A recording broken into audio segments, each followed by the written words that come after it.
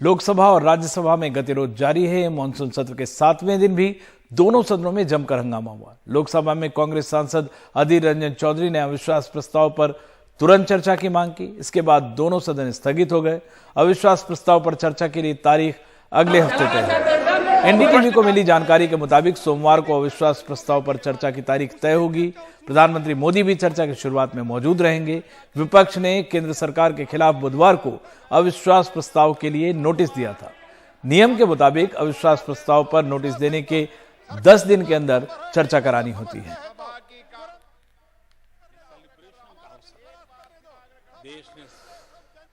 दिल्ली के अध्यादेश से जुड़ा बिल अगले हफ्ते संसद में पेश किया जाएगा। केंद्रीय मंत्री अर्जुन मेघवाल ने यह जानकारी दी है। आप लगातार इस अध्यादेश का विरोध कर रही है। आप सांसद राघव चड्ढा ने शुक्रवार को कहा कि यह दिल्ली के 2 करोड़ लोगों की लोकतांत्रिक हत्या का प्रयास है।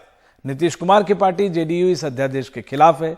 जेडीयू ने अपने सभी राज्यसभा सांसदों को वोटिंग के दौरान सदन में रहने और पार्टी के स्टैंड का पालन करने को कहा है। राज्यसभा के उपसभापति हरिवंश भी जेडीयू सांसद हैं। जेडीयू नेताओं के मुताबिक अगर उपसभापति हरिवंश बिल पर मतदान के वक्त चेयर नहीं हुए तो उन्हें जेडीयू सांसदों के साथ बिल के खिलाफ मतदान करना होगा।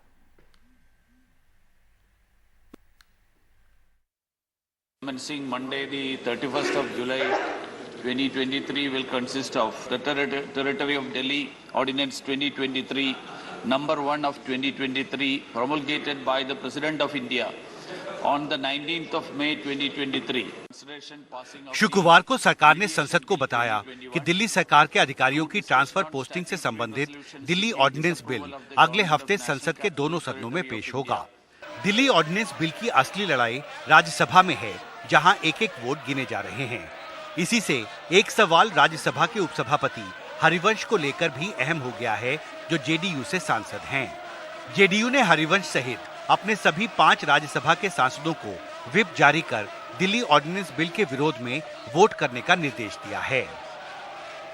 हरिवंश आपके पार्टी की तरफ से चुने गए हैं, जो उपसभापति हैं। आपको लगता है ये डायरेक्टिव उनके लिए भी है? सब लोगों के लिए है। 5 हमारा राज्यसभा सांसद है, 5 लोगों के लिए हमने व्हिप इशू किया है। सब एमपीज को यही बोला गया कि दिल्ली का बिल जब आएगा, पार्टी का जो स्टैंड है उसका समर्थन करके दिल्ली बिल का विरोध में वोट करने के लिए बोला गया। और हरिवंश को पार्टी के सांसदों के साथ ही मतदान करना पड़ेगा? जी ऑब्वियसली। तो जेडीयू की तरफ से मेंबर पार्लियामेंट हैं, राज्यसभा के सदस्य हैं, तो व्हिप का उल्लंघन करेंगे तो सदस्यता जाएगी। हालांकि इस सरकार में जो सिचुएशन है उसमें क्या होगा नहीं कह सकते, लेकिन कायदे से जो परंपरा रही है उसमें अगर जो भी सदस्य व्हिप का उल्लंघन करता है उसकी सदस्यता जाती है। सदस्यता जाती है, बिल्कुल। तो आपको लगता है दिल्ली ऑर्डिनेंस बिल जब पेश किया जाएगा तो हरिवंश को जनता दल यूनाइटेड के सांसदों के साथ ही वोट करना चाहिए? वोट करना चाहिए, बिल्कुल। सूत्रों के मुताबिक शायद ये पहला मौका है जब हरिवंश को जेडीयू ने व्हिप जारी किया है। राज्यसभा के पूर्व उपसभापति रहे पीजे कुरियन कहते हैं उनके कार्यकाल के दौरान उन्हें कभी भी व्हिप जारी नहीं किया गया। उपसभापति एक संवैधानिक पद है और उसके लिए व्हिप जारी ना करना ही बेहतर है। कांग्रेस पार्टी ने कभी भी मुझे व्हिप जारी नहीं किया। उन्होंने इसे मेरे निर्णय पर छोड़ा। उनका निजी फैसला है, बट ये जरूर है कि तमाम पार्टियां व्हिप इशू कर अपने सारे सांसदों को ये निर्देश दे रही हैं कि संसद के भीतर रहें, मतदान के समय रहें और मतदान इस अध्यादेश को हराने के लिए अपना योगदान मतदान के माध्यम से दें। राज्यसभा के उपसभापति का पद एक संवैधानिक पद है।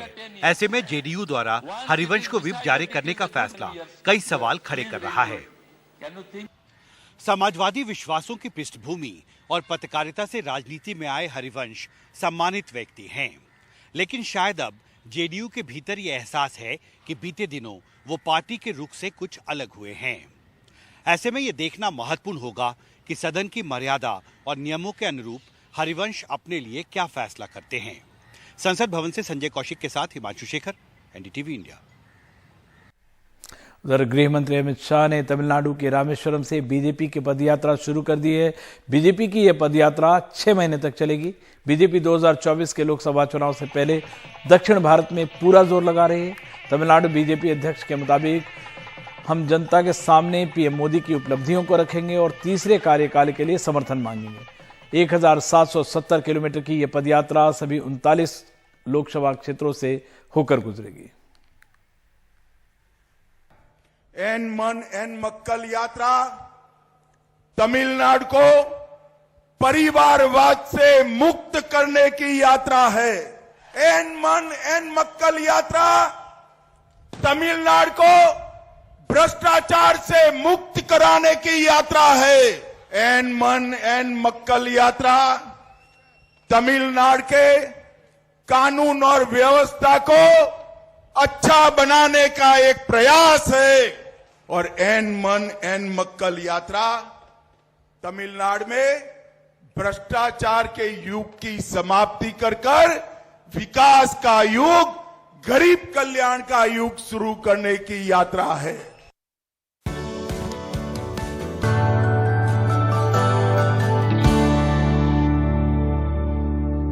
मुंबई और उसके आसपास के इलाकों में हो रही भारी बारिश के बीच मलाड के अंबुजवाड़ी में रहने वाले करीब 250 परिवार बेघर हो गए। डिप्टी कलेक्टर के आदेश पर अवैध घरों को तोड़फोड़ कर यह कार्रवाई हुई है, लेकिन सैकड़ों लोग भारी बारिश में बिना किसी घर के रहने को मजबूर हैं। नियमों के अनुसार बारिश के मौसम में किसी का भी घर नहीं तोड़ा जा सकता है, लेकिन इसके बावजूद की गई इस तरह की कार्रवाई के बाद यह मुद्दा अब महाराष्ट्र विधानसभा में भी उठ रहा है। हर तरफ पानी, टूटे हुए मकान और बेघर लोग। पिछले 8 दिनों से मुंबई के मलाड इलाके में अंबुजवाड़ी के सैकड़ों लोग इसी तरह से अपना गुजारा करने को मजबूर हैं। प्रशासन ने 19 जुलाई को करीब 250 घरों को तोड़ा था। ये कार्रवाई ऐसे समय में की गई जब मुंबई सहित कई जगहों पर भारी बारिश जारी है। 8 साल से यहाँ रहने वाली आशा खारनार भारी बारिश में अपने टूटे घर का सामान ढूंढ रही हैं। पति मजदूर हैं और ये खुद भी लोगों के घरों में साफ सफाई का काम करती हैं। लगातार भीगने से इनकी तबीयत खराब हो चुकी है, काम पर भी नहीं जा पा रही हैं। हम लोग रात को सोते नहीं, यही बस एक एक ऐसा छपरा बनाते, उसमें 10 लेडीज 5 लेडीज ऐसा बैठते। हाँ। और जहाँ बैठे थे उधर भी हम लोग को बोला गया कि अभी बस करो, अभी तुम लोग इधर मत बैठो। तो यही कोई लेडीज लोग 2-4 लेडीज रिक्शा में बैठ रहे, कोई ऐसा छपरा डाल के बैठ रहे। इमराना कुरैशी गर्भवती हैं, लेकिन आशियाना टूटने के बाद प्लास्टिक के नीचे रह रही हैं। रात को ये परिवार के कुछ महिलाओं के साथ ऑटो रिक्शा में सोती हैं। लगातार भीगने के कारण कई लोग बीमार हैं, लेकिन इनकी सुनने वाला कोई नहीं है। तो ठिकाने जैसी बारिश आती है पन्नी डाल लेते हैं, जो पन्नी दी उन लोगों ने, वही सलमान को नाम उनका, पन्नी दी वही पन्नी ढक लेते हैं, उसमें बैठे रहते हैं हम लोग, पन्नी में बैठे। हाँ बस। कानून की अनदेखी कर बारिश में हुई कार्रवाई के बाद इसकी चर्चा महाराष्ट्र के मॉनसून सत्र में भी हुई। कांग्रेस विधायक असलम शेख ने इस कार्रवाई पर सरकार से सवाल पूछा और सख्त कार्रवाई की मांग की है। आज मैंने सदन के अंदर आवाज उठाई है और मुझे डिप्टी सीएम ने कहा है कि इसकी इंक्वायरी की जाएगी और जो भी डिपार्टमेंट का हो, चाहे कलेक्टर का होगा, चाहे बीएमसी का होगा या पुलिस खाते का होगा, क्योंकि जितने भी डिपार्टमेंट हैं उन सभी के ऊपर हाईकोर्ट का और सरकार का जीआर लागू होता है, तो उनके ऊपर करोड़ों से करोड़ कार्रवाई होगी और उनको निलंबित करने की मांग नहीं रखा। जो लोग यहाँ से स्थित है उनका एटलीस्ट उन्होंने डॉक्यूमेंट चेक करना चाहिए था, पात्र अपात्र की लिस्ट लगाना चाहिए था, और जो हमारा स्लम एक्ट है वो एक्ट के अंतर्गत वो प्रक्रिया करनी चाहिए थी, पर वो फॉलो नहीं की है। सरकार ने अब मामले की जांच करने की बात कही है। हम बारिश में कभी भी तोड़फोड़ नहीं करते हैं। ये क्यों किया गया, इसकी जांच की जाएगी और जानकारी निकाली जाएगी। तशा प्रकारच्या सूचना दिल्या जातील। इस पूरे मामले में बात वैध या अवैध की है ही नहीं। सवाल ये है कि बड़े पैमाने पर लगभग 250 परिवारों को आपने बेघर कर दिया, वो भी भारी बारिश में।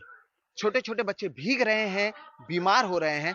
सरकारी हथौड़ा सही तरीके से चला, कानून के आधार पर चला या नहीं, इसे लेकर सवाल उठाया जा सकता है, लेकिन इंसानियत के आधार पर 250 परिवारों को भीगते हुए बेघर करना क्या सही है?